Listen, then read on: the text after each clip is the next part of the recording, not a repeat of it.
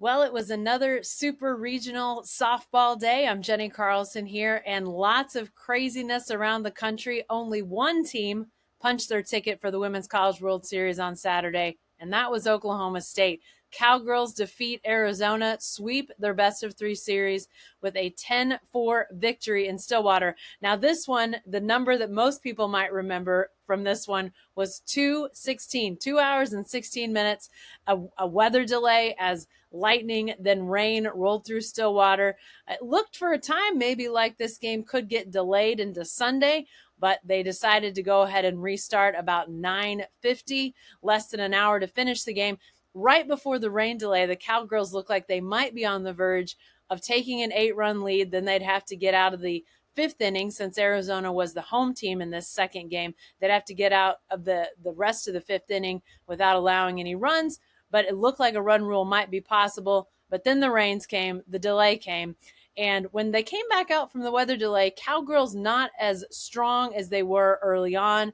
Lexi Kilfoyl had come in relief of Ivy Rosenberry. She wasn't quite as good after the rain delay. Neither was the Oklahoma State offense, but definitely plenty good enough to get the Cowgirls their fifth consecutive trip to Oklahoma City for the Women's College World Series. Let's talk a little bit about that pitching. Ivy Rosenberry getting the start. She's been that strong number 2 for the Cowgirls, but she has a rib injury that the Cowgirls have figured out is not going to get any worse by her pitching. It's strictly a pain management situation. Kenny Gajewski saying a couple weeks ago that Ivy Rosenberry doesn't have pain when she pitches.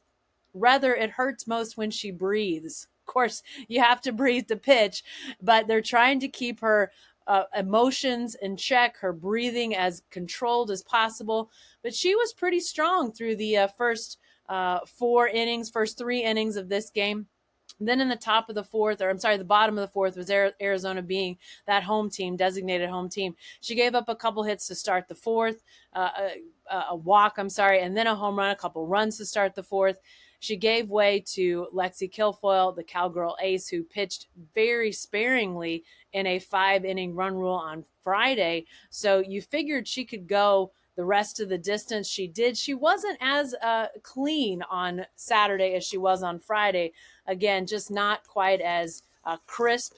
Definitely fought control a little bit more, starting off batters with one ball instead of opening up with a strike. So she finishes with north of 70 pitches on this night, even though she didn't pitch nearly as many innings as she did on Friday, but still a strong outing by the Cowgirl pitchers. And could Lexi Kilfoyl have started this game?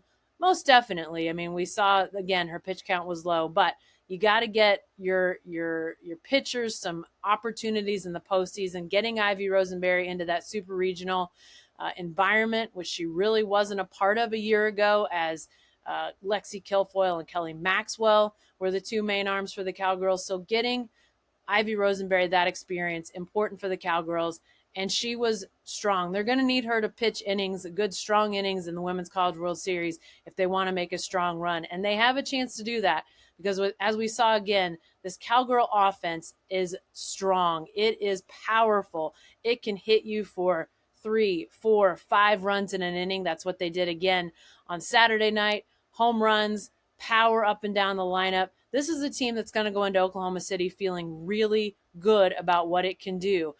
It's also going to go in potentially as one of the top seeded teams, as we again saw chaos. Let's talk about that for a second.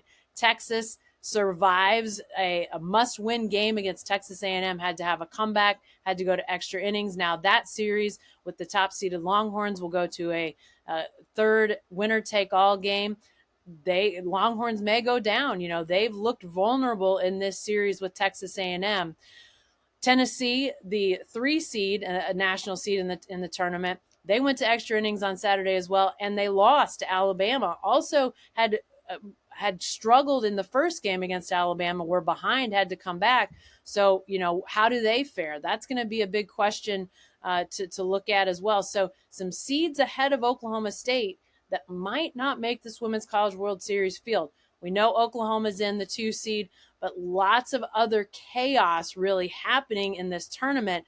But Oklahoma State, along with UCLA and Oklahoma, have punch tickets as we sit here on Saturday night heading into Sunday, lots of other regionals that have lots of question marks. So Cowgirls have to feel great about their sweep, great about another trip to the Women's College World Series.